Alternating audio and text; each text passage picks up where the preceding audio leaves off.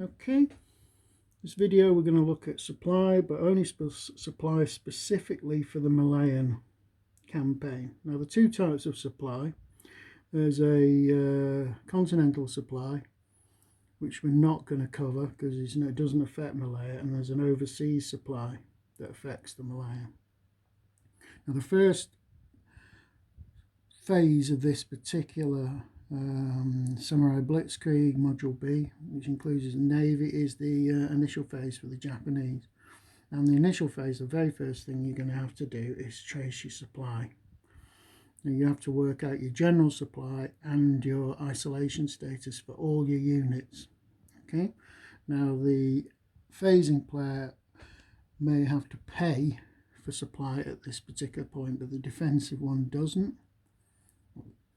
So the Commonwealth doesn't have to worry about it. Now the Japanese, they have a supply terminal up here, and they also have a quartermaster unit here. These two here, that's a supply terminal and that's a quartermaster unit. Now the supply terminal is able to project supply up to 20 hexes. Now that is dependent on weather and terrain. Okay. And you can project that 20 hexes to an army, and there's an army unit in this hex here, A, which is this Malaya army. Okay, and then you can project what are called main supply routes from your army to your corps, and then from your corps to your various attached units. Okay. Now, a main supply route is dependent on the nation, okay, and the year. So in both these cases, for the Japanese and for the Commonwealth, in December, when this scenario starts in 1941, the main supply route is 6. Okay, now that can be affected by terrain and by weather as well, and there's actually another table for that that shows the effect of that. You just hold on. Okay, so this is the MSR chart, and as you can see, British Commonwealth 1941 is 6 and Japan is 6, 1941. You then look at your MSR modifiers, and if you notice here, it's got weather on it. Depends what type of connection you're using, whether you're using rail or road, or whether you're using gravel roads, poor tracks, etc. Okay, and then you've got another effect, whether it's clear, what type of terrain it is, and that affects the 6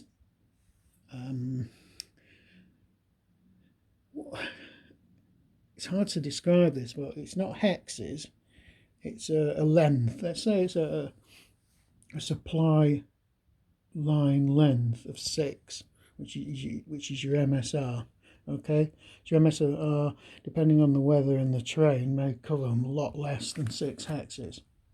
All right, so I've marked these on here to show that I've got a supply terminal here, and these two are your supply source, which is red. And then I've got my army, which is dark green, and my corps, which is green. Okay. Now, actually putting units into supply, what you have to do is you have to use these logistic points. Now, the logistics points for the Japanese are going to come in at 1 logistic point per turn at a controlled port. Okay. But we start the game with a stack of logistic points up here with the supply terminal. Now, once the Japanese have got a port under control, you're supposed to move your supply terminal to an actual port on the map, so it functions as it would do normally. So you're going to put it into one of these 2 tie ports here. Okay, then what you can do is, for every unit that you put in, for every stacking point that you put into general supply, you need to spend 1 general supply point.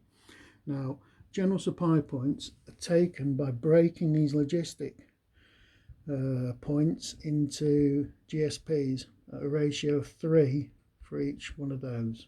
Okay, and each, as I said, each GSP can then actually supply a stacking point. A stacking point's similar to a regimental equivalence in OCS. It's the fact that a regiment or a brigade would be 1 stacking point, a division would be 3, a battalion would be half, etc. So that effectively means that the Japanese are in general supply. Okay, now there's another type of supply that allows you to function at full strength, and that's called offensive supply. Now, the only way you can use offensive supply is if your unit is stacked with or adjacent to a headquarters, an army headquarters, or a corps headquarters, which is in turn in general supply. Okay, and if you want to use offensive supply, you have to pay another general supply point. So to put a unit in general supply and to put it in offensive supply would cost you 2 general supply points. Okay, now this other Japanese unit here, which has just landed, and it's actually in a hex where there's a colonial Malayan unit. I'm going to have to check that. Assume that you're in general and offensive supply on the first turn of a landing. I don't know that. I'm making an assumption. So that covers the Japanese units. We've got, now there are other types of supply. There's river supply and there's air supply, but we're not covering them because that's not what's going to take place in this particular module. But there is yet another type of supply which is called rail supply, and there is also naval supply. Now, naval supply is totally different, and we'll cover that in a separate video. But rail supply is important because that is going to affect the way the Allies' supply system actually works. The reason for that is, just bear with me a second.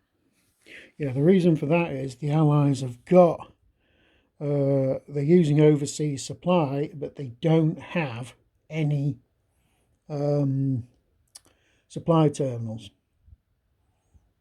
So they have to use an optional rule to create supply. Now, if they had a supply terminal, they could basically run supply from the port of Singapore here, but because we can't, because we haven't got a supply terminal and we haven't got a quartermaster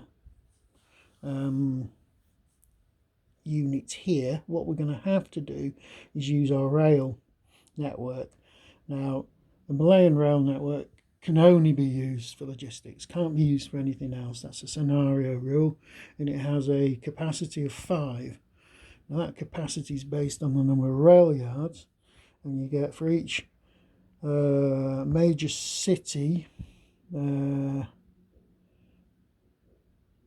city and minor city, I think it is, I'd have to check that, it generates 1 rail capacity. So if you lose like these cities here, if the Japanese took them, they would take part of our rail capacity away. Now, in terms of supply itself,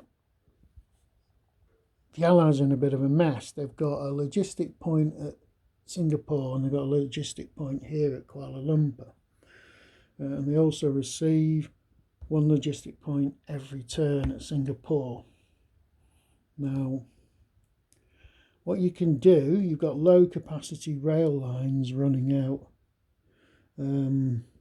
through the Malayan countryside. It's a bit hard to see. There's like quite an extensive rail capacity, so I could then, because I'm using low volume rail, I can actually extend an MSP of up to 10, which would actually be, well, it wouldn't be an MSP, it would be a rail supply line, or rail supply route, I think it's called, RSR. So that could go up to 10. It would be affected by weather and terrain as well. So that could put some of these units into supply. But it wouldn't help with these units up here because there's no rail yard or no port or anything like that where I've got logistic points. If I had some logistic points in places like this, I could then supply all these units here. So unless I've got this wrong, the Allied units in the north aren't even in general supply. But that's roughly how it's going to work. The Japanese have got an overseas supply system which is relatively conventional, whereas the Allies are using an overseas supply system without a supply terminal dependent on a rail net.